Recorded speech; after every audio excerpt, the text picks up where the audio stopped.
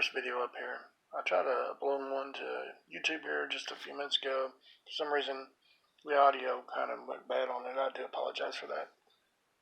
I wanted to share a couple stories with you that happened to me from my childhood home growing up. I lived in a house in Okolona, Kentucky, off of Bullock Road, just south of Louisville. I'm sure you're all familiar with that if you're from the Jefferson County, Bullock County area. Anyway, I was about 9 years old. First time I'd ever saw anything in my life. I didn't suffer from any kind of,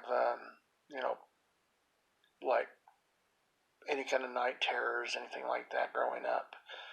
So I didn't have any history of, any kind of, like sleep problems or having any kind of, where you wake up and you can't move or can't talk or anything like that, sleep paralysis.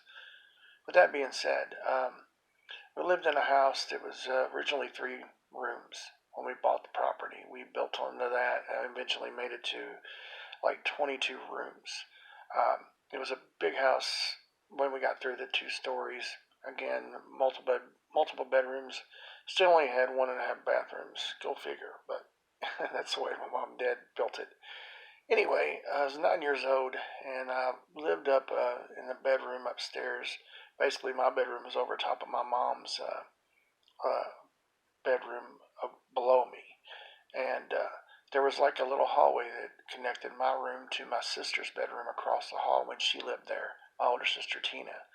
And I always liked it that she was across the hallway, because I was younger and I was scared of basically anything growing up, because there used to be a show on TV called Fright Night back in the 70s. For those of you that are older, you probably remember it. It'd be Vincent Price's, voice saying, welcome to Fright Night. And this white face looked like some kind of opera face. It was scary as all get out. I was terrified of that. And my older sister would terrorize me when I was younger. So anyway, other than that, I really wasn't, too keen on any kind of like scary shows, so I never watched anything. I was about 9 years old. I was laying in my bed, and it was about 12 o'clock, and I'm sitting there and I'm looking, trying to figure out why am I awake. I woke up. I hadn't been dreaming that I remember or anything, and trying to figure out why I was awake for. I looked over in the hallway that connected the 2 rooms, and there was this picture that was on that wall, and it was of Little Boy Blue. And if anybody's ever been in a home back in the 70s, you always had that picture of Little Boy Blue, and kind of like a colonial outfit. And no matter where you went in the house, no matter what wall it was on, it always looked like the eyes were following you. So we didn't really like that picture the way it was. So with that being said, I woke up and there was someone standing there, this big, tall, long, thin, ghostly figure. I mean, he was solid. I couldn't see through him or anything. And there was a light on in the hallway. There was like a hallway light there. And he was looking at that picture and looking at me. And would look back at the picture and then look back at me. Once I started staring, wide-eyed like, oh my Lord. I couldn't get out any kind of word. Now, I know I wasn't in sleep paralysis because I could move. I mean, I could move my arms, my legs, everything. And I looked at him and I couldn't figure out what he was trying to say because he was mouthing words. Well, he decided to look back at me, and he pointed at me and he mouthed the word "you." And all I saw was him mouthing the word "you," and that's all I needed. If I could have figured out a way to get around him, I was going to do it. Well, at that point, I thought there's 2 options. I can try to get through this big guy, and there's no way I can do that, so I better do the next best thing, which all kids do, and pull the covers up over my head. So I started to pull the covers up over my head, and this guy stepped towards me into my room. Again, it was a short hallway, so he took 1 step, and he was coming into the room. I was trying so hard to scream, I couldn't get out anything other than a whisper. I was trying the hardest that I could ever done in my life to scream, and I couldn't do anything. So he walks into the room, and as he walks into the room, he crosses the threshold into the room, and his legs start to dissolve and disappear. and he goes from the legs up to his head and completely disappears. I freak out, and I'm in the middle of still trying to scream, and I just, no longer than it took him to disappear, my voice come back, and I screaming bloody murder. I went downstairs, went to my mom and dad's bedroom, told them what was going on. Mom and dad basically told me you had a bad dream. I'm like, no, I didn't. Please let me stay down here with you. Begged and cried to stay there with them. They ended up basically telling me to go back upstairs. Again, 9-year-old boy scared to death. Saw his first ghost in his entire life. They didn't know any better, though. I don't blame them for it, but they didn't believe me. So I went back upstairs and ended up going up there and doing my best with my lights on, even though Dad said turn them off. I kept the light on. I didn't care. And I eventually fell asleep. And I didn't see anything else after that night for a while. Now, growing up, there was quite a few things that happened in that house. There was multiple times we would see ghost figures, apparitions. These wasn't always, like shadows. We would see shadow figures, but most of the time these were full-bodied, solid apparitions.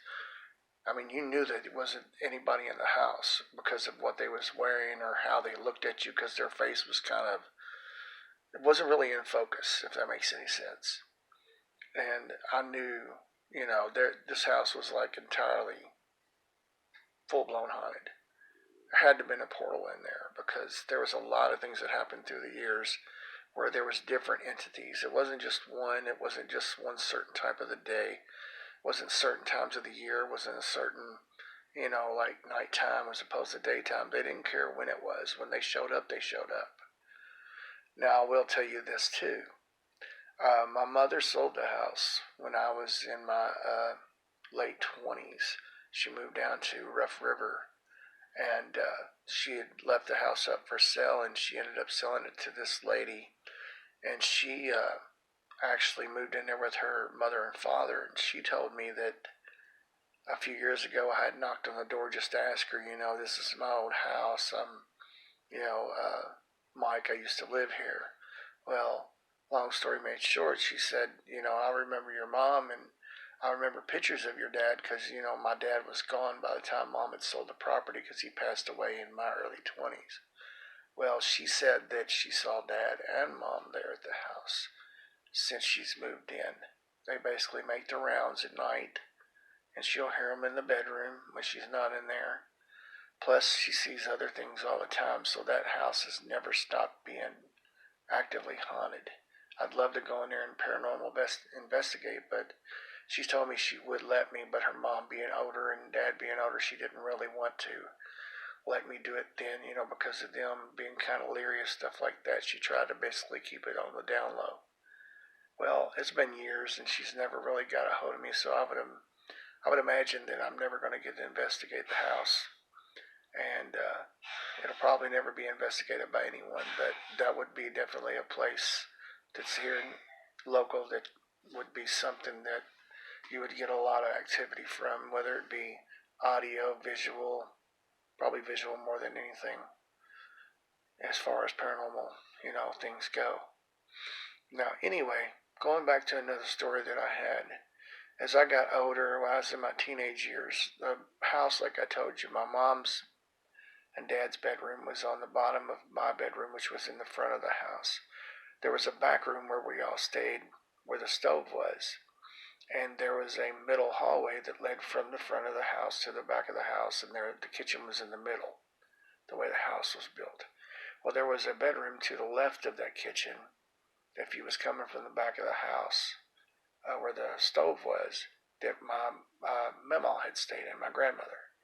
Well, my mom was coming from her bedroom one day. It was one afternoon, and this room had a window in it that always shined light in the afternoons because of the way the sun was positioned in the house. It was positioned on the land. So it always shone a lot of light, and I'd always, look over at the room because it's always lit up real well. Well, I come from the back of the house, Mom come from the front, and I looked over at that light, and there was a lady standing there, plain as day. I knew she was a ghost, though, because she, as much as I could see a solid, she was still kind of see-through. I looked over at her and I was just mouth open, pale, because I couldn't figure out what I was going to do. Well, I didn't realize that Mom had come in into the kitchen and actually had stopped and looked over at what I was looking at and saw her too. So she came from as the opposite side of the house. We both saw the same thing. We both looked at her and she looked at us, and it was a she, long white gown, and she kind of gave a half of a smile or a smirk. I would imagine it's a smile, probably like, yeah, I see you too. And then she just disappeared. And we both freaked out, ran back to the back of the house where Dad was at the stove and told him about it. He finally calmed us down and asked Mom what she had saw. Her name was Marie, and he said, Marie, what did you see? And she said, I saw a ghost. I saw a ghost in that room. And y'all didn't see a ghost. He basically told us both we was crazy, but I think Dad knew there was something going on there for a long time. He just didn't want to admit to it. It was probably easier for him to say there wasn't anything, supernatural than there was to admit to something being like that in the world. He was basically a no BS kind of guy, so that's the way he treated a lot of things. My brothers, back when I was a little bit older, they had went upstairs and was told by Mom and Dad to clean the attic out. Again, upstairs where the older part of the house, over top of the older part of the house, that is. And it was one of those attics. It was kind of like where an A-frame house is built. It's kind of like at an angle, and it was always dark, and it never did, wasn't inviting in the first place. There wasn't an actual light in it. You'd have to shine a flashlight in there to go in and get things out. So they was all doing that, and these boys were 14, 15 years old at the time, and they'd all been there for a couple of years. So I knew that what kind of boys they were. They wasn't, a bunch of making up a lot of stories and BS type of people. Well, they all swore up and down there was something in that attic for years, and I just kind of played it off like, yeah, okay, even though I knew in the back of my mind I'd saw things over the years, even though I never saw anything in that attic myself. I'd always hear noises, and that's what they said they heard. They'd lay in there in bed at night and say they'd hear noises in that attic all the time. Well, I assumed maybe it was mice or something, because it was an older house and we'd get mice in there, over the winter sometimes. Well, long story made short, they ended up going up there in that attic and pull some stuff out of the attic and clean it out for Mom and Dad for allowance one week. And they was doing that, and something up there scared them so bad. There was like 3 or 4 basically grown boys, run down the steps, ran back to Dad and told him that they wasn't going up there and finishing it. They didn't care what he did. He said, you're not going to get your allowance till you get this stuff done. They said they don't care that. More or less allowance be damned. And so they didn't want to go up there and finish it it took them till the next day for Mom made them go back up there, and Dad stood at the top of the steps and watched them do it. That's the only way they would do it. I don't know if there's anything. They swore up and down it was evil. I don't know if it was evil. I don't know if it was demonic. I do know that there were some things in there that wasn't very nice. I felt, comfortable with most things I saw there, because we would see anything from grown people to little, child. So it didn't really matter. But there was a lot of times we saw stuff and it didn't really bother me, other than being naturally scared. It wasn't anything I thought was, oh man, this is just so bad, this is horrible. It makes me feel ill or anything like, like The Exorcist or something would. But I will say that there was a lot of things in that house, and if there was any place to have a portal, that would be it. So I wanted to share with you all these things, and again, I apologize if you saw the earlier video. Some of the audio went bad, so if you can go ahead and forgive me for that.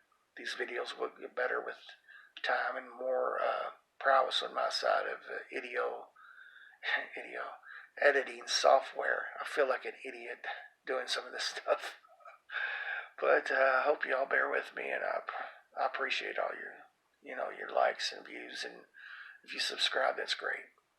Thank you very much. God bless. We'll see you next time.